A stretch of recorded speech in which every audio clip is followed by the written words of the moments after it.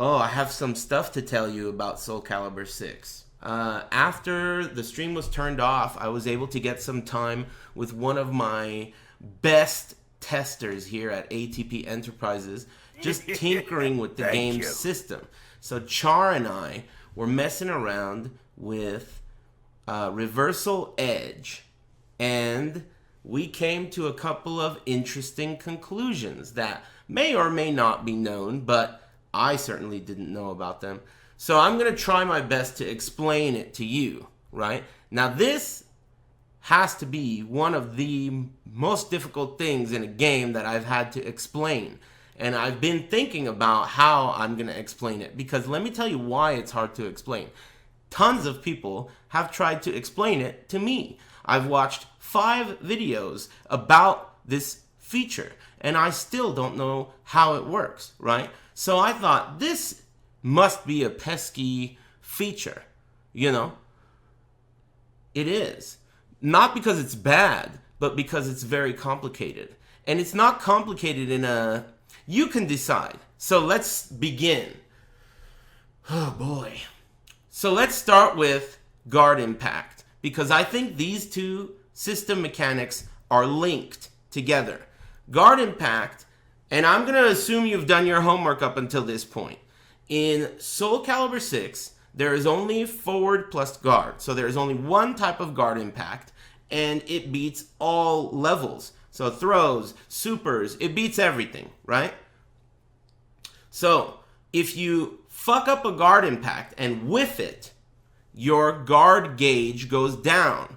If your guard gauge goes to 0, then you get guard crushed. So the ultimate penalty for fucking up, and this is also the resource you use for doing a GI and fucking it up, is you lose guard gauge. That's excluding any kind of punishment you receive, right? So, okay, you know what guard impact is.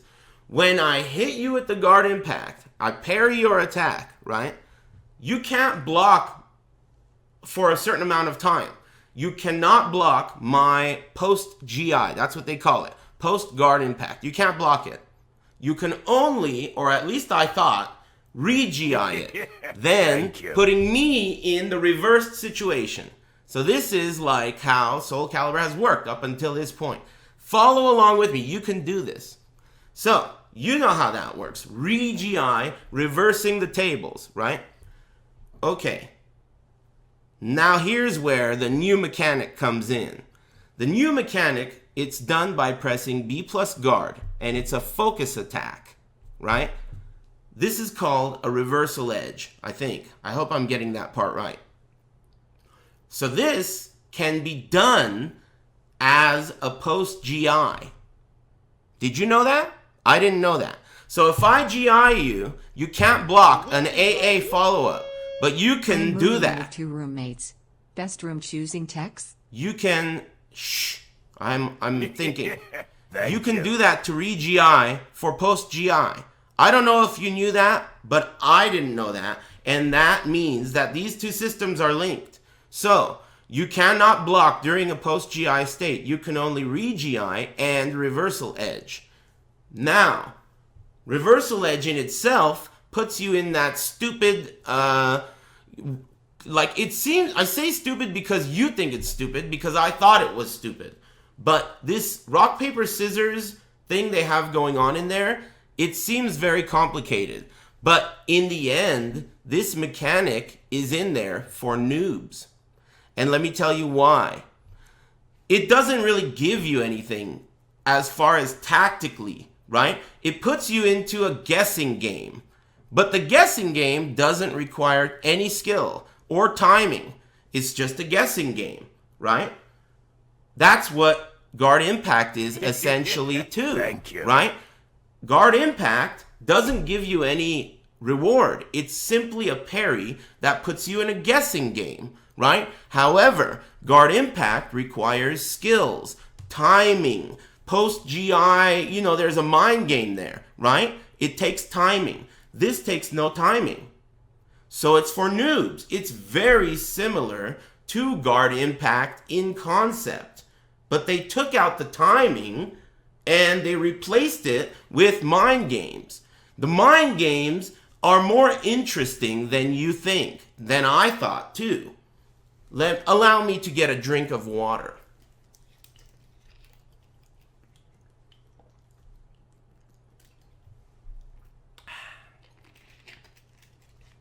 So, up until this point, you know that what I'm trying to tell you is that this is basically like a newbie version of Guard Impact, right? Now let's talk about how it works, because it's not exactly like Guard Impact, though you can use it for post-GI, right? Once you connect with this shit, right, you have all these options on what to do. And I'm not going to go over the details on what beats what, because I don't have all day, and you could go to one of those other videos for that. The interesting part is, let's say we're doing Siegfried versus Sophie, right? Sophie, when she's in this reversal edge, her K and her B combo, for example, into a super. But her A gives her nothing. So this gives the person fighting against Sophie, the person who needs to learn the Sophie matchup, gives them an idea on the probability of what option will be selected, right? All characters have different results from their options. So it's not like rock, paper, scissors, because every character will have a different rock, different scissors. For example, in that same matchup, but in the reverse, against Siegfried, Siegfried's K yields him nothing. It just does a knee into knight backstands. No reward. But his B and his A give him a reward. So Sophie's K and B give her a super. Siegfried's A and B give him a super. So this is going to be a part of the matchup. It's going to be like, okay, against Siegfried, when I'm in this post-reversal edge state, I know the most dangerous options are A and B, and K is less probable.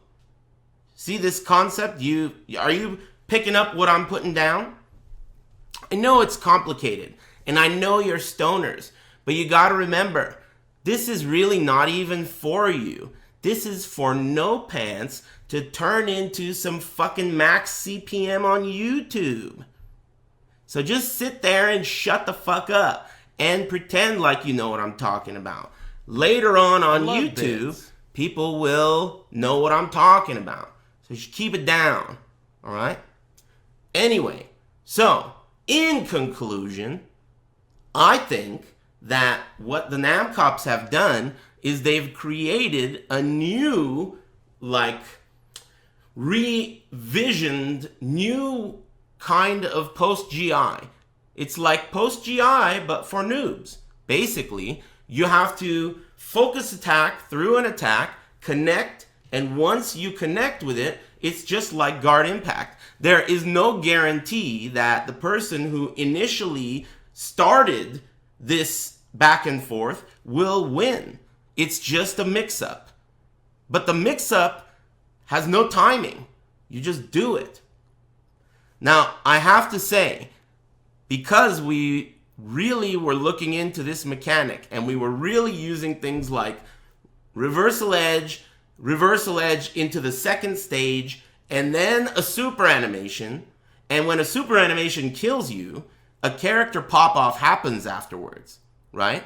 So, what that means is, we're talking, you do the attack, it does a slow motion, it's a push, it does another slow motion, Sophie does her super, you watch a cinematic for the super, and then you watch a cinematic for a pop-off. Will you?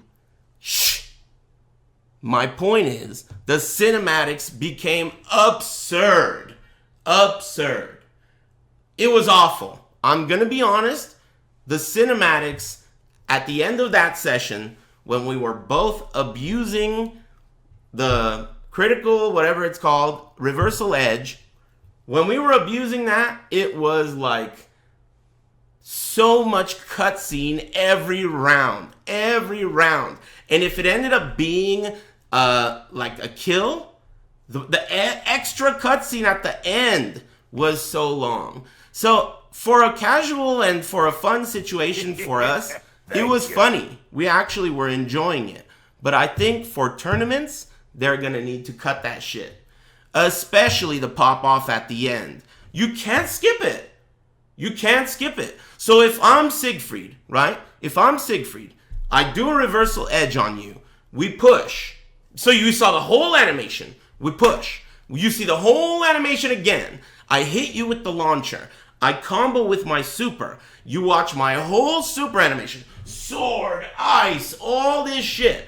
Then at the end of that, you die. It says KO. The camera goes real close to me, and he says some shit like, I was hoping I wouldn't have to use that strength or some shit. And I'm just thinking like, damn, we've been waiting.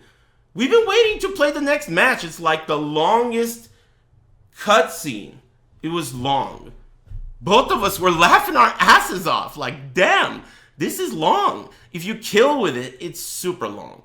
So, I don't know. I think it's long. The game is so addictive. It's so addictive. And so much fun. And I can't wait to try Valdo. I really feel like I'm not putting my heart into a character yet. Because, I don't know about the system.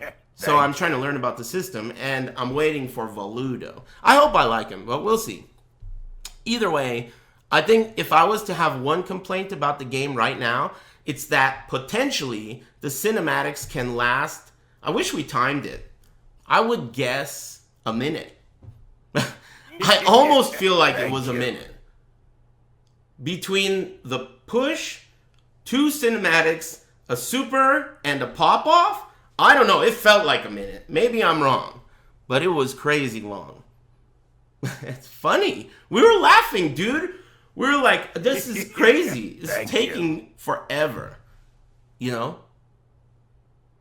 But it'll be funny, I think. It'll be good times. That was sick. I can't wait to play it again. It's a really addictive and fun Soul Calibur game. Compared to the other ones... Class dismissed. Remember to like, comment, and subscribe.